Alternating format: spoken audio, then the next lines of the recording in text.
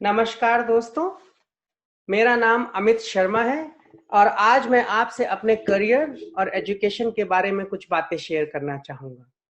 लेकिन सबसे पहले मैं आपको इस दिवाली की बहुत-बहुत शुभकामनाएं देना चाहूँगा और आशा करता हूँ कि आने वाला समय आपके लिए उज्जवल और बहुत सफल भविष्य लेकर आए।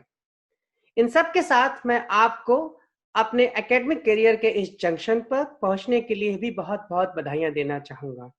एक बीएससी या एमएससी डिग्री को साइंसेज में करने के लिए बहुत मेहनत लगती है, बहुत एफर्ट लगता है। मैंने खुद ये डिग्रीज एक समय करी थी और मैं इसको भली भांति समझ सकता हूँ कि इनमें कितनी मेहनत लगती है।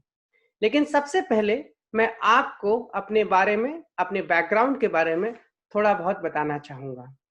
स्कूल के समय से ही मैं काफ़ी साधारण एक एवरेज स्टूडेंट रहा और थोड़ा बहुत अपनी मेहनत, थोड़ी लगन, थोड़ी किस्मत और बड़ों के आशीर्वाद से मैंने अपनी under graduate degree BSc PPN college से फिजिक्स और मैथमेटिक्स में करी। मुझे फिजिक्स में शुरू से ही लगाव रहा है, स्कूल के समय से ही, और मैं फिजिक्स में ही अपना करियर बनाना चाहता था। इसीलिए मैंने बीएससी के ठीक बाद अपनी एमएससी फिजिक्स में पीपीएन कॉलेज से करी। लेकिन यह सब 20 साल पहले था। ये सब मैंने 2000 में किया। पिछले 20 सालों में मैंने इसके बाद बहुत कंपनीज में काम किया है, यूनिवर्सिटीज में काम किया है और बहुत सारी अपॉर्चुनिटीज को एक्सप्लोर किया है, जो मैं आपके साथ बांटना चाहता हूं, ताकि यदि आप इनमें से किसी डायरेक्शन में अपना करियर बनाना चाहें, आप इनको एक्सप्लोर कर सकते हैं।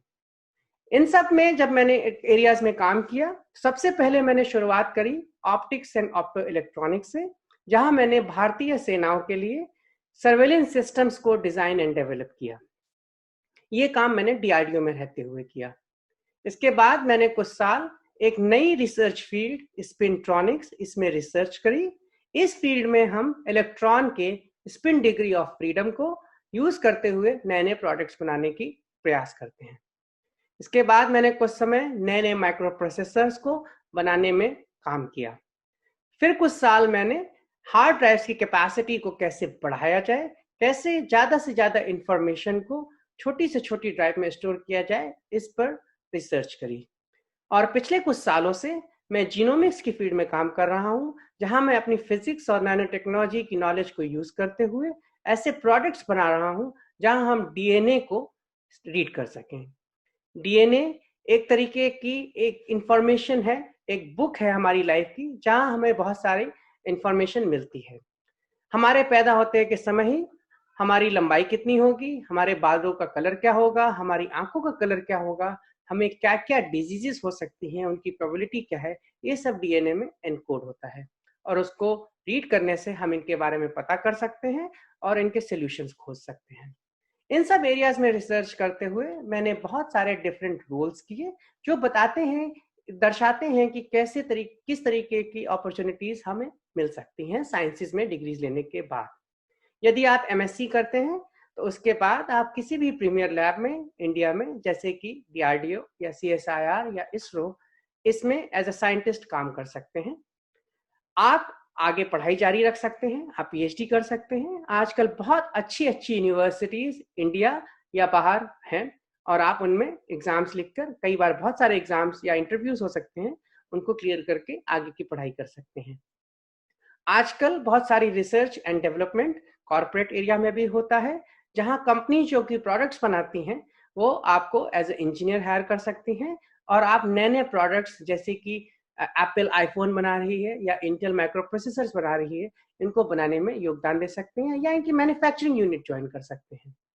आप यदि इनमें से कोई कंपनी में काम करेंगे तो आप शुरुआत टेक्निकल एरिया से करते हैं, लेकिन समय के साथ आप और भी जिम्मेदारियां लेते रहते हैं, जैसे टीम मैनेज करना, प्रोडक्ट को मैनेज करना और स्ट्रैटेजी डिफाइन करना, जैसे मैं पिछले कुछ सालों से कर रहा हूं अपने एसोसिएट डायरेक्टर रोल में इल्यूमिना के लिए।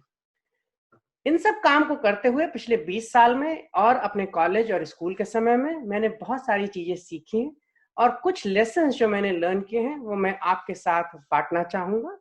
मेरा पहला लेसन जो मैं हमेशा अपने दिमाग में रखता हूँ कि हमें हमेशा खुद पर विश्वास रखना चाहिए। We should always believe in ourselves, क्योंकि हम बहुत सारी बातें दूसरों से सुनते हैं, बहुत सारे लोग हमको जज करते हैं, सलाह भी देंगे, हमें सुनना सबको चाहिए, परंतु यदि कोई हमसे कहता है कि हम ये काम नहीं कर सकते, या कोई हमसे कहता है कि इस डिग्री के लेने के बाद आप इस डायरेक्शन में नहीं बढ़ सकते किसी डायरेक्शन में, आपको अपने आप पर विश्वास रखते हुए, अपनी मेहनत पर विश्वास रखते हुए आगे बढ़ना चाहिए और आपके लिए नए रास्ते खुलते चले जाएंगे। इसके साथ ही हमें ट्रस्ट पर बहुत एम्फेसिस करना चाहिए। ये ट्रस्ट ना केवल वो ट्रस्ट है जो हमें दूसरों पर है, बल्कि ये वो ट्रस्ट भी है जो दूसरों का हम पर है। यदि दूसरों हमको ट्रस्ट करते हैं तो इसका मतलब है कि हमारे काम की क्रेडिबिलिटी, हमारे काम की क्वालिटी काफी अच्छी है। ये हमको आगे बढ़ना सिखाता है। यदि हम ज्यादा से ज्यादा अच्छा काम करेंगे तभी ज्यादा से ज्यादा लोग हमको ट्रस्ट करेंगे। हमें खुद पर विश्वास रखना है और हमें ऐसा काम करना है, इतना अच्छा काम करना है कि दूसरे हम पे ट्रस्ट कर सकें। लेकिन इसके साथ ही साथ हमें as a scientific person, as a person of science, हमें हर चीजों को क्वेश्चन करना है। ये बहुत आवश्यक है। आपको आज जो मैं कुछ भी बताने का प्रयास कर रहा हूं, आपको इसको भी क्वेश्चन करना चाहिए। आप सुनिए सबकी, लेकिन अपनी खुद की रिसर्च कर कर अपना पाथ डिसाइड करिए। आजकल बहुत हेल्प मौजूद है। आप सारी चीजों को स्टडी करिए और उसके बाद उनको क्वेश्चन भी करिए कि मुझे ये डिग्री क्यों करनी है, या मैं ये करियर क्यों बनाना चाहता हूँ। अल्टीमेटली क्या क्या रीजन है ये सब करने के लिए, और इससे आपको बहुत सारे अपनी पैशंस को फॉलो करने में काफी हेल्प मिलेगी। मैं आज इस वीडियो को थोड़ा छोटा रखना चाहता था समय के हिसाब से, ताकि अपनी ज्यादा से ज्यादा बात कम से कम समय में आप तक पहुंचा सकूं। और आपके मन में कई सारे सवाल हो सकते हैं। यदि आपके मन में सवाल हैं आगे की पढ़ाई, एडवांस डिग्रीज के लिए, या करियर ऑप्शंस के लिए, या जनरल फिजिक्स के सवाल हैं, या कोई और जनरल क्वेश्चन है, तो आप अपने प्रोफेसर से कांटेक्ट कर सकते हैं, या आप नीचे लिखे पते पर मुझे ईमेल कर सकते हैं, या लिंक्डइन पर भी कांटेक्ट कर सकते हैं। मैं हमेशा आपकी हेल्प करने के लिए तैयार हूं, और मुझे अपने सवाल या अपने प्रोफेसर्स को अपने सवाल जरूर भेजिए। इस वीडियो को देखने के लिए आपका बहुत बहुत धन्यवाद। और मैं आपको अपने एग्जाम्स और करियर के लिए ऑल द बेस्ट कहूंगा, और साथ ही साथ इस दिवाली के मौसम में आपको एक बार फिर से बहुत सारी शुभकामनाएं देना चाहूंगा। धन्यवाद।